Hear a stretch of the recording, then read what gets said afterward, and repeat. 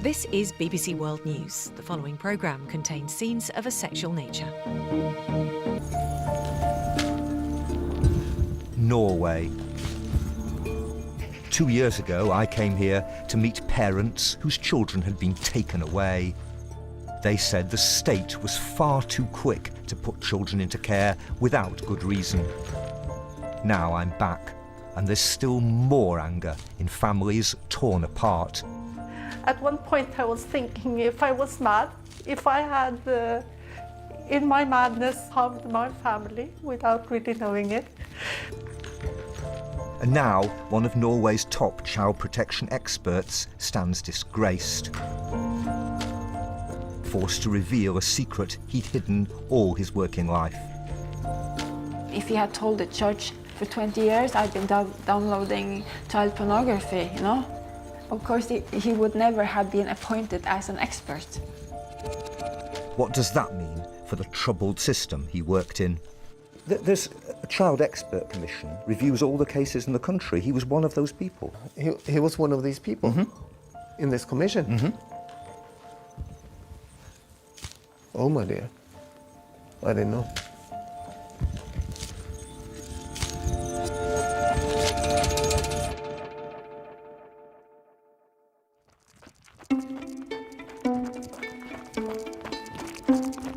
Cecilia runs every day in the woods above her home in Oslo. Runs to calm herself, to forget.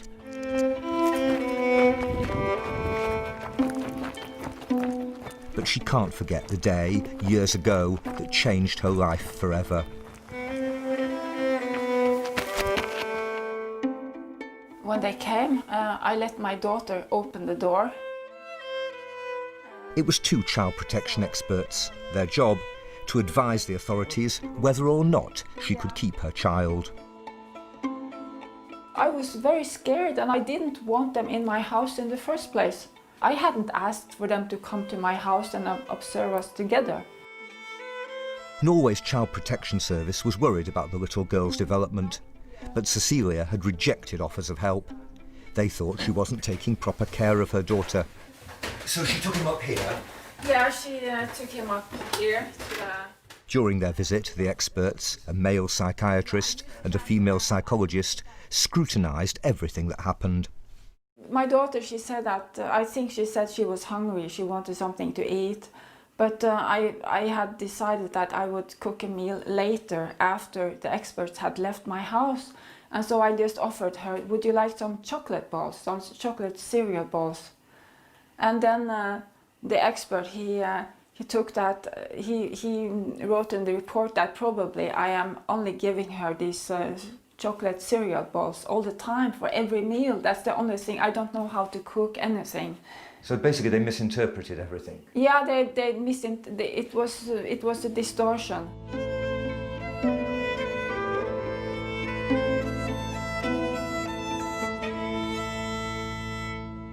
Then I noticed that the female psychologist, she was looking really intently at my ceiling, like she was going like this. And then she noticed, there's a cobweb there. And then she wrote it down in the report, like it was something really, you know, you can still see something there. Like to take it as a proof that my house was messy. Or that it was not cleaned properly, that it was not clean enough for up to their standards. So when you saw the report, what did you think when you actually saw what they'd written? Well, I didn't get the report until after the emergency care order, and then I realized that the report was very negative. That the recommendation was that my daughter had to be taken immediately. Cecilia's daughter was put into emergency foster care, and the decision was approved at Oslo District Court, where the experts appeared as witnesses.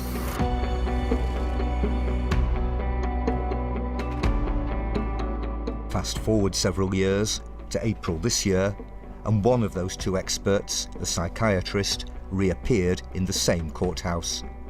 This time, though, he wasn't in the witness stand, he was in the dock. I'm not going to name him, for a reason I'll come to later, but he's a man who played a key role not just in Cecilia's case, but in those of many other families too. It was the trial of one expert, but it raises much wider questions about the whole Norwegian child protection system, a system that's been widely criticised for being too ready to take children away from their parents. Hello. Hi, you're Rune, yes? Yeah, that's right. Hi, Nice really to nice meet to see you. you. I'm Yeah, Tim. you too. And so the courtroom is over there? Courtroom is over there. Okay. I can show you the room. Rune Fardal is a veteran campaigner for the rights of families.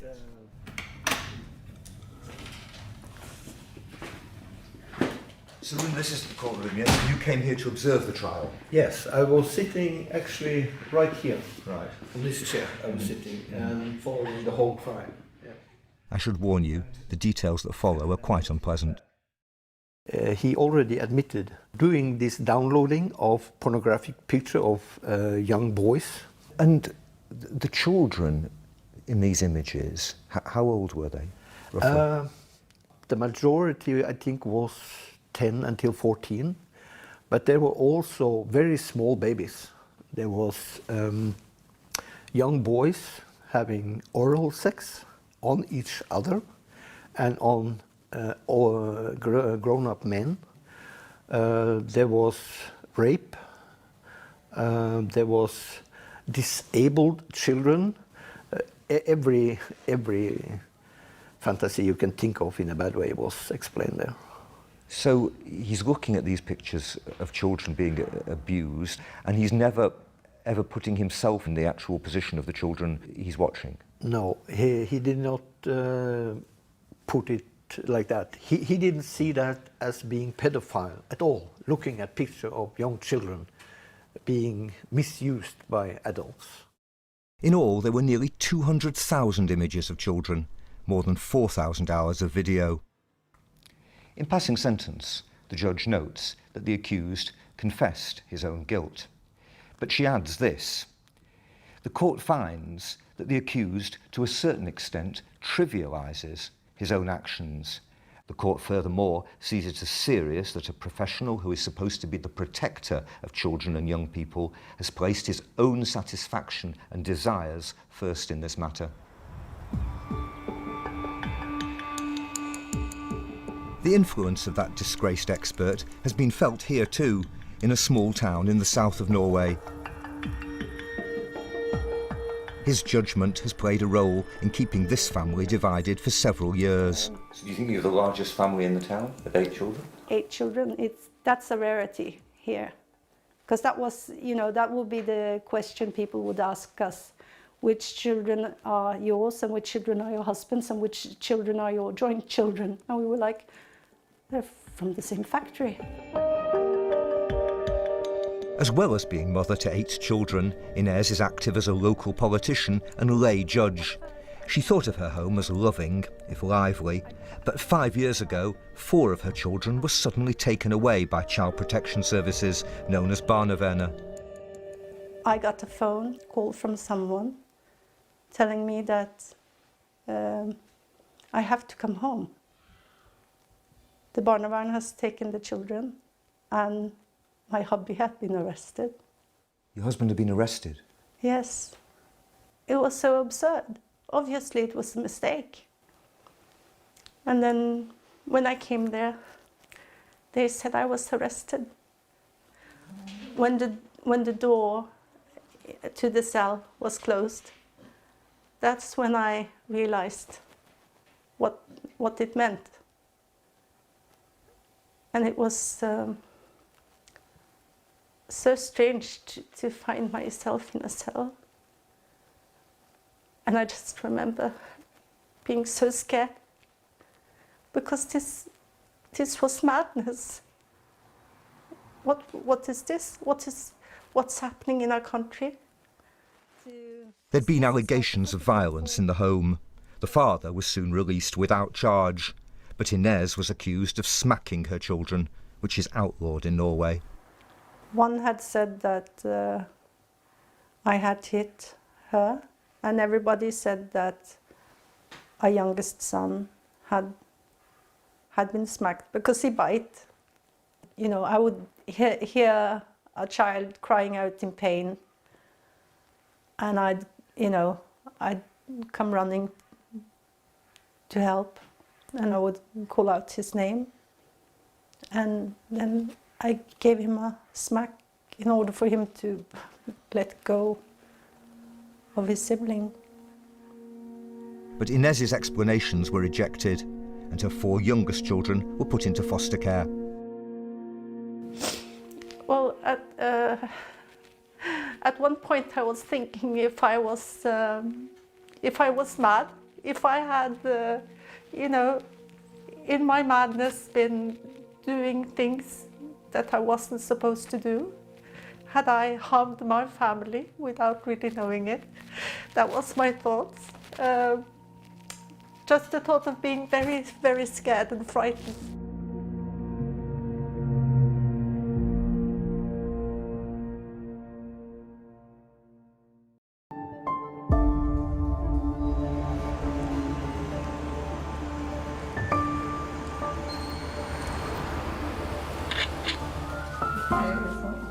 In her battle to get the children back, to try to prove she's a good enough mother to them, Inez has been helped by lawyer Victoria Holman.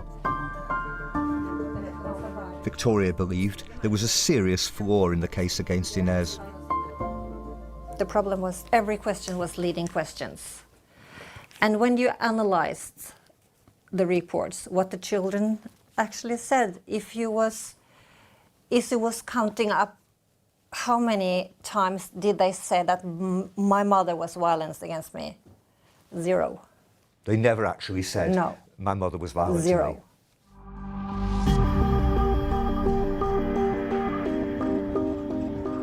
Inez was acquitted in a criminal trial of using violence against the children. 2 of her children were then returned, but the youngest are still in foster care more than 2 years later. That's despite a report from 2 of Norway's most respected psychologists, which praised Inez's parenting skills and recommended that the family be reunited. We find it impossible to believe that so carefree, positive and undisruptive children can come from the home described in the accounts that form the basis of the child protection and police actions. So why was that conclusion disregarded? Because it was rubbished by 2 other child specialists from a supervisory body, Norway's Child Expert Commission. One of them was the now convicted and disgraced psychiatrist who had also played a key role in putting Cecilia's daughter into care. This document is where it went wrong. This document is the conclusion from the expert commission. And the problem for the commission is that the report from the psychologists is too biased towards the parents. That's what they say? Yeah, that's what they say. Yeah. And this is actually from the psychiatrist who's now been convicted. He said that the psychologist's reports in this case were too biased in favour of the parents. Too biased in favour of the parents, yeah. I would look into that case and say... The co-author of that allegedly biased report was Reidar Hjermann. The judge almost always agrees with the expert. He's Norway's former child ombudsman, the official responsible for guarding children's interests throughout the country. So I assume he knows all about the disgraced expert. One of the most experienced, prominent child psychiatrists working partly in the child welfare system was convicted of downloading a very large amount of child pornography. What question marks does that raise over the system? I wouldn't say that this has something to do with this system at all. You will find rotten eggs in any basket, and still sometimes people who have done bad things, they also do things that is quite good and normal. But there's a child expert commission, the BSK, reviews all the cases in the country. He was one of those people. Yeah, he was one of these people in this commission.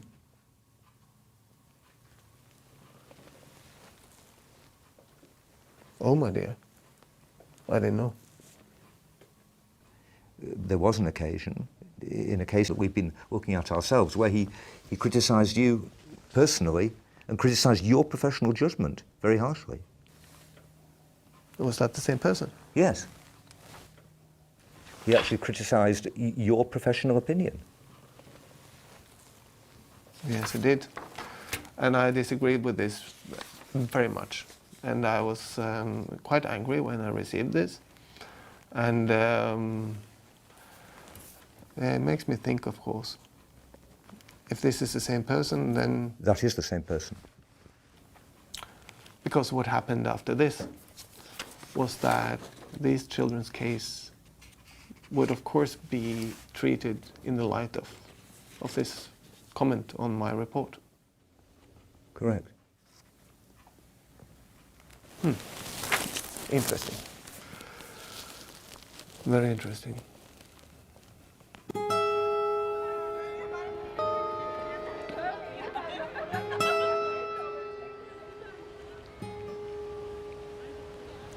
There's been no discussion of the wider implications of this case in the Norwegian media, no shock or outrage in the newspapers, no apologies or excuses or explanations offered by the authorities that employed the disgraced expert. And as far as I can discover, there are no plans for a full review of the child protection decisions that he was involved in.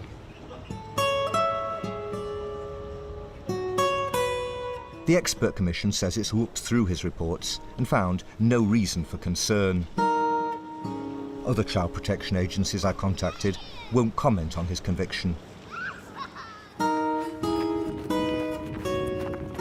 But that won't satisfy families whose children were taken away following his involvement in their cases. Well, I would say that that expert, he has, he's the one, he's responsible for taking my daughter away. And then it turns out that he has himself committed crimes against children. And I just think the thing, what has happened is wrong, you know. It has had very grave consequences on my life. Inside the living room, in fact, the report that the convicted expert co-authored followed several years of concern by many health and social work professionals that Cecilia had neglected her daughter. But she rejected that charge.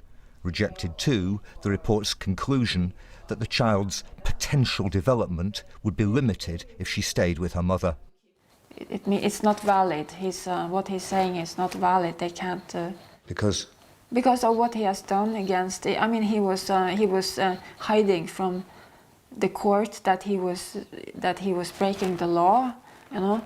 So, I mean, if he had told the judge, yes, and on my spare time, for 20 years, I've been downloading child pornography, you know. I mean, he would have, of course, he would never have been appointed as an expert. the child psychiatrist was convicted and sentenced to nearly 2 years in jail. So why has he not been named?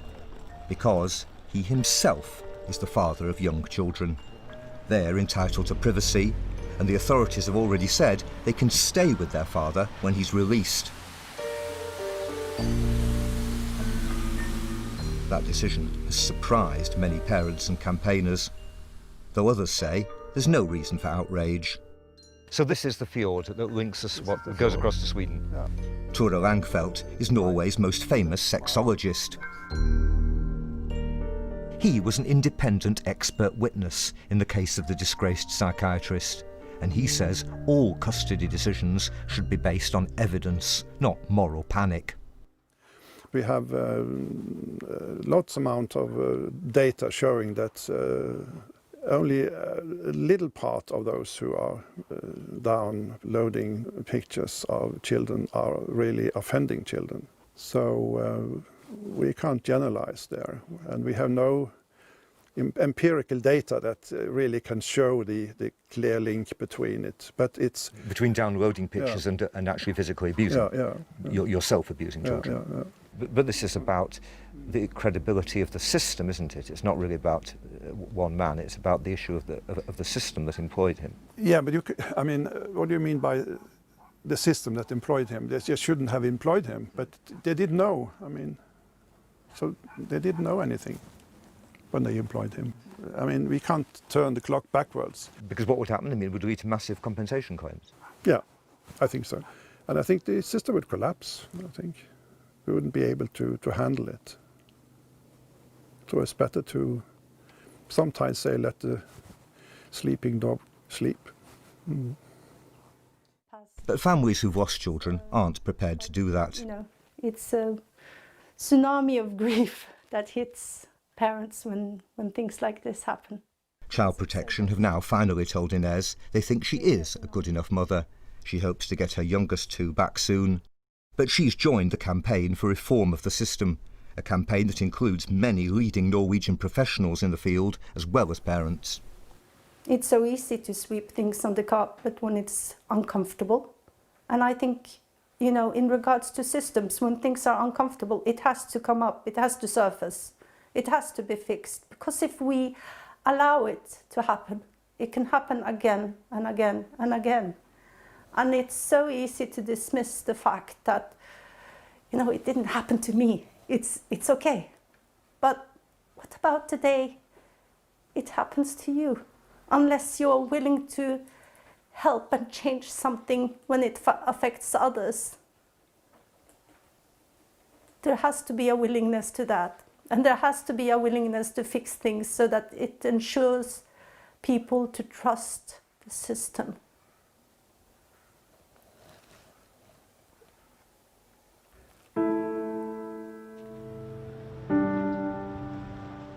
The government and the Child Protection Service refused our requests for a comment on this case. They haven't been challenged hard over it within Norway, perhaps, because this is a society that tends overall to trust the state. But parents increasingly don't.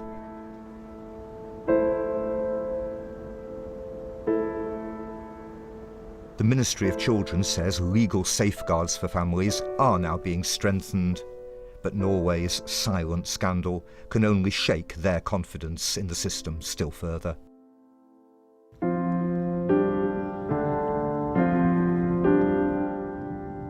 I can remember my daughter as a very happy child. She was always very smiling, happy. She was living.